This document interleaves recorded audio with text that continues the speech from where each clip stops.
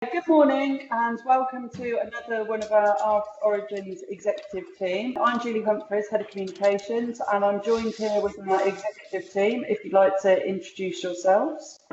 Thanks, Julie. I'm Carol Carter, Chief Executive. Hi, I'm Carol Williams, Director of Operations. I'm Gareth Jones, I'm Director of Development and Assets.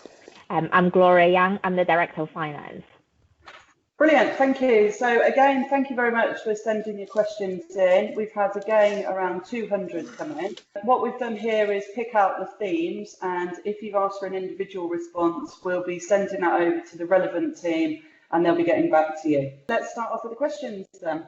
What are our plans for services if there are local lockdowns or a second national lockdown? So maybe I'll take that one to start with. Obviously, through the last 6 months, we've done an awful lot of work on how we can deliver our services and maintain services, whether we go into a local lockdown or a national lockdown. And we've been working really hard with our staff and our contractors to ensure that we can find new ways and initiatives to make sure we deliver those services.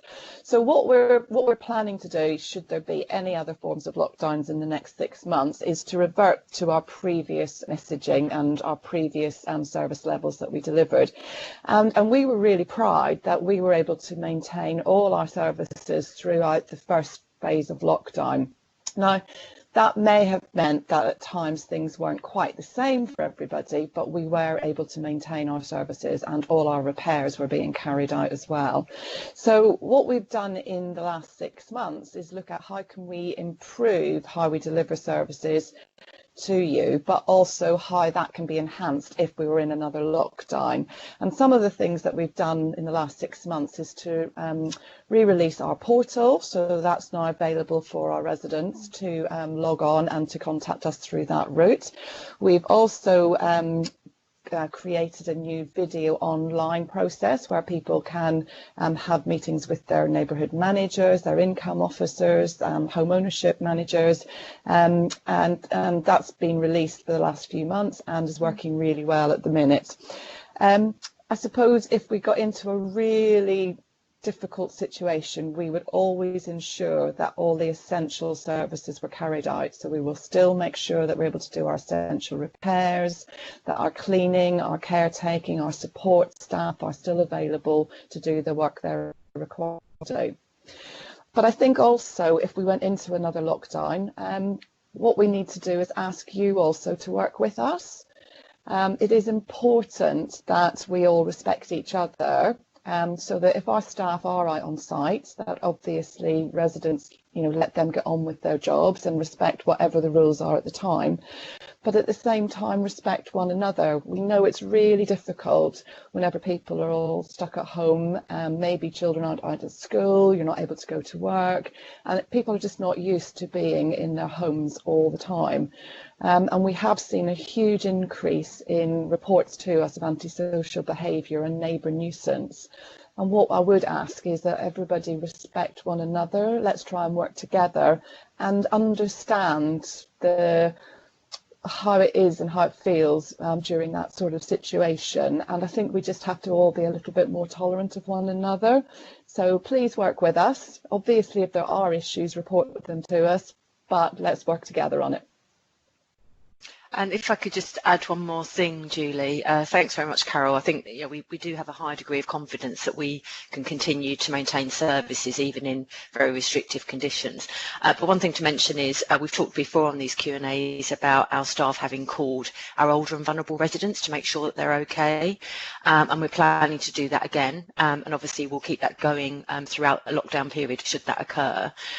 So we have our staff now volunteering, a number of staff will be volunteering over the course of October to make those calls and to check in on people and to make sure that they've got the support and the services that they need.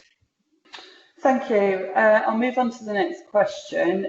As previously, we've had a few questions come in about service charges. This time, when will we be reviewing service charges to look at any refunds due to the coronavirus? And if so, if there will be refunds, when will the residents receive them? Okay, so maybe if I start off on that with service charges. So a lot of things that are linked to service charges are things like cleaning and rubbish collection and what our estates teams do. And we've kept those services going throughout this period. But what we have seen is that's probably been a higher demand. So as people were more at home, there's been more refuge to be collected, there's been more fly tipping happening. So as a result, despite the fact that we have continued the services, I can understand that people may feel that maybe their estates and blocks haven't looked as good as they would have done in the past, and maybe some of the refuge has been left a bit longer than normal, but we have continued to provide those services throughout the whole period, and our intention would be and will be to continue to do that should there be further lockdowns. So maybe if I could hand over to Gloria about just how service charges are dealt with. Yeah, so you'll soon receive a service charge statement, a reconciliation for the last financial year, and set out, if there's any additional charges or refund due to you. So you'll soon receive those statements. For this year, as Carol said, we'll continue to monitor the situation and to think about the ways we can continue to deliver and improve the services. And as of before, we've increased the ways you can get in touch with us. So there are the phone numbers, there are customer portal, there are also the ability to book direct appointment with our income officers to discuss your individual cases or concerns. So, if you do have any specific situation, continue to share with us and we'll get back to you on that. Thank you. Thank you. We've had residents asking about window, kitchen and bathroom replacements. So what is our plan for this? I'll take that question. So we are aware currently that there are a number of overdue replacements to kitchens, bathrooms and windows, and we are endeavouring to carry out the most urgent cases this year, but we are having to commit to significant expenditure running into the millions on fire safety, which I'm afraid has to take precedence to ensure the safety of our residents.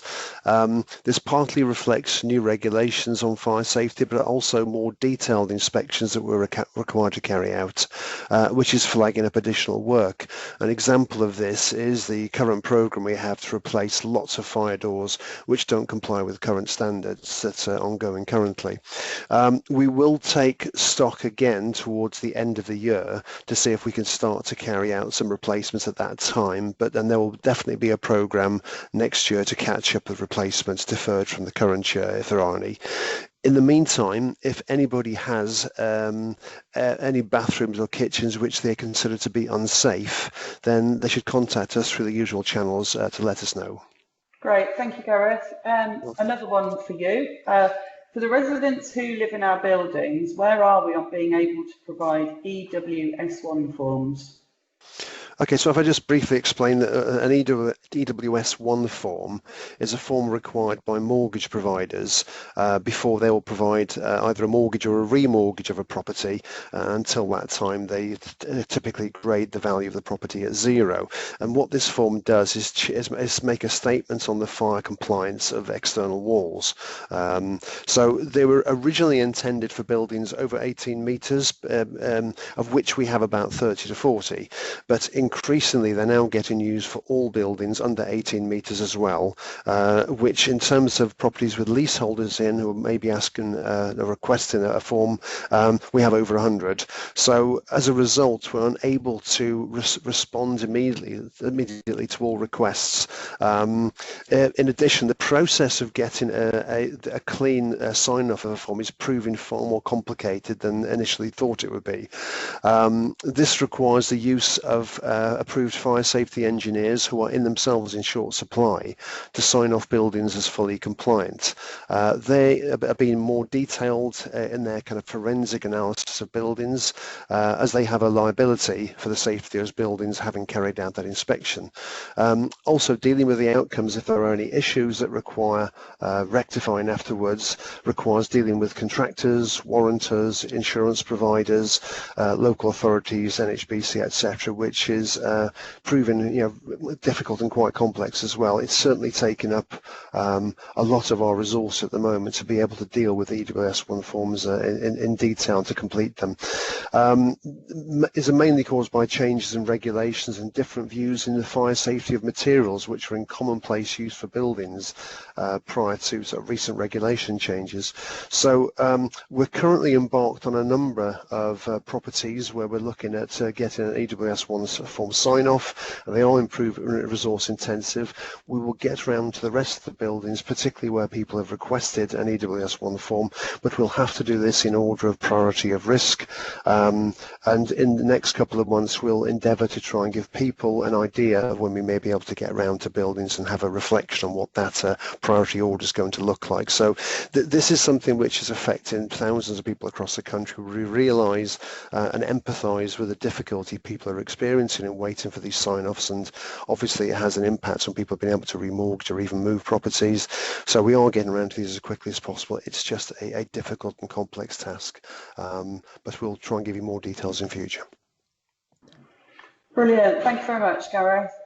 Moving on, we've had some residents asking us about complaints and when they can hear back from us. So what happens when a person makes a complaint? What's the process and how soon should someone expect a reply? Okay, I'll take that one, Julie. So we have a formal complaints process, and what happens is whenever we receive a complaint, our complaints team will review that complaint and they will acknowledge it straight away within 24 hours to the person who's made the complaint. And they will decide who is the best member of staff to review that complaint and to respond to the resident directly. So once that goes to the relevant person, they will then look at the complaint, they will contact the resident directly, have a discussion about the complaint, understand what the complaint's about, how we can support the resident with that complaint and what the resident's looking for from us. We will then continue to review it, and a complaint response in writing would go out within 10 working days. So a very straightforward process. An acknowledgement within 24 hours, a conversation sometime during that process with a full formal response going out in 10 working days. And just, Carol, I'm just thinking that there will be some cases which are more complex and require more investigation. So it would be a good idea to talk about how that's dealt with. Yeah, so if it's obviously that whole conversation that we have with the resident during the 10-day process, we'll be able to liaise and discuss the actual complaint and understand whether or not it will take longer than the 10 days. And in that discussion, we'll be able to make an agreement with the residents about how long we would take to actually answer it if we think it will go over the 10 days. So the whole idea is those conversations will keep the resident fully informed all the way through the process of what we're doing and our timescales for achieving a response to them. Great, thank you. This would be another one for you, Carol. We've had a few comments from residents about pigeons on estates. What can we do about this? And is there anything that residents can do as well? Yeah, it's quite interesting, isn't it? I think we've all seen a sort of rise of pigeons on our estates and around our homes during this period. And I suppose we don't really know why that's happening and whether or not it is just linked to the period, what's happening now, and whether they will move on or whether actually this is what we're going to see more of. So currently, obviously, if we're experiencing a problem, say pigeons have got into roof spaces or something like that, then we work with our pest control team to ensure that we carry out whatever necessary works there are. Obviously, we'd block up any holes that they've got into and get those pigeons back out of those roof spaces at this current time. I think the key thing of what residents can do to help us is obviously don't feed the pigeons, and also with rubbish make sure it is put into the bins and into the bin stores. I suppose the more rubbish that is lying around, then the more that will attract pigeons to it. And I suppose that goes back to our whole point earlier about service charges and about our state services teams. When there's more rubbish around, it is harder to keep on top of that. So the more that we can do together, work together on that, the better, and hopefully we'll see a shift of the pigeons. But if it continues and we don't see them moving on, then we will have to look to see what else we can do to support our residents. Great, thank you. As we're coming up to winter, how are we going to help residents who are struggling to pay their rent or bills this winter?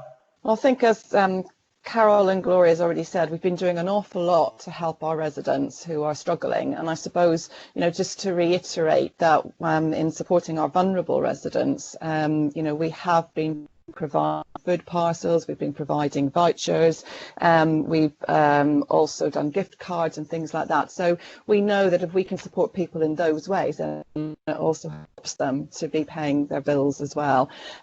So I think it's contact us. I think the key thing is to get in touch with us. We do have our financial support officers, we do have our care and support teams through our community development teams. We have people who can give people advice, direction.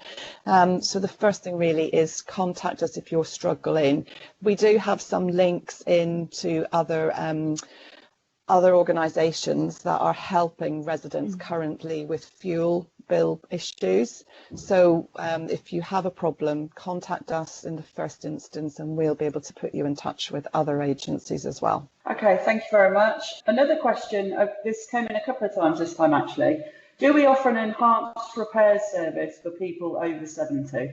Yeah, so during April, we actually launched our new repair service, and we felt, really strongly that trying to support everybody with a speedy repair service that fits the residents' needs, where we can attend when the resident's available for us to attend, is the most important thing to do. And we've been working with our contractor to enhance that and develop that over the last 6 months. And currently, just as an example, we're able to do about 15% of all repairs on the same day that somebody phones up for it. So if somebody is ringing us, they've got a problem, they are elderly or vulnerable, then please let us know so that we can try and fit that repair in on the same day. We will always work directly with the individual resident to see how we can support them with their repairs in the best way for them. So yes, there is an enhanced service for somebody who's vulnerable, but actually what we're saying is we want to make sure we can meet everybody's needs in the best way that suits the resident. Great, thank you. And the final question, we've had residents asking about being able to move. So what are the options for people that want to move home? For example, do we have a transfer list? Okay, I'll be that me again then. So we all know that there is a huge demand on social housing across the country and in particular around London. And we understand that living in overcrowded conditions is absolutely not ideal for anybody. And we totally understand that people do need to move to larger accommodation or smaller accommodation. And we feel the best way to do that is to work with our local authority partners. So we do not hold a transfer list of our own as such. We like to work with our local authority partners so that the whole stock in an area is then available to our residents who need to move to a larger or smaller accommodation. That gives people much more opportunity, much more scope for different accommodation, and it widens the options for our residents. So we don't have the transfer list. Some people will be aware that we have something known as a management transfer list. Now we have a list which we will look to move people on urgent grounds. That might be something like domestic abuse. So that is something very specific for specific reasons, so medical or domestic abuse type reasons. But we don't hold a general list, because we feel with the working with our partners, people will get a better breadth of accommodation choice than just us holding one ourselves. But Gareth might want to add in about all the work we're doing around building homes as well. Yeah, indeed. Yeah, we are completing something like 350 homes this year, a range of different tenures from social rent through to share ownership and private sale. And next year we intend to complete around 300 again. We've got about 200 going on site this year. So we're looking always to increase our offer to residents and to people in housing needs through the new development process. So it's just worth clarifying that by doing that, we're adding to the overall supply of affordable housing. We do make those homes available to the local authority. So if our residents need to be rehoused for the sort of reasons that Carol explained, then they would have an opportunity to bid for those homes through the local authority nomination process. I have to say that obviously it would depend on the number of housing need points that they're allocated and so on, but that would be their route to be considered. But I think at the point about us building affordable homes is that we're contributing overall to the affordable housing supply and helping to address housing need more generally. Okay, great. Well, that's all the sort of themed questions that we've had come in from our residents. I don't know if anyone would like to add anything before we wrap up. Thanks, Julie. I just wanted to thank every resident who submitted a question this time around. We really do value your feedback and we use that to help us improve our services and to get a real sense of your priorities as residents. So where people have raised individual issues, then we'll make sure that our teams get back to you and get those issues resolved. As we move forward, we're planning to issue some frequently asked questions and answers on our website because we've seen some clear themes that have emerged from the questions that we've had over the last few months. So we hope that where people have got queries, they've got an opportunity to go onto the website and have a look and get the answer there. But we will be continuing to do these Q&As, at least for now, and we're planning to move to do that quarterly. So if you do have questions, please keep them coming. And as other members of the executive team have said, we do have a number of different channels that you can use to contact us. So if you have got concerns, please don't wait to be invited to submit a question through the executive Q&A. Let us know straight away.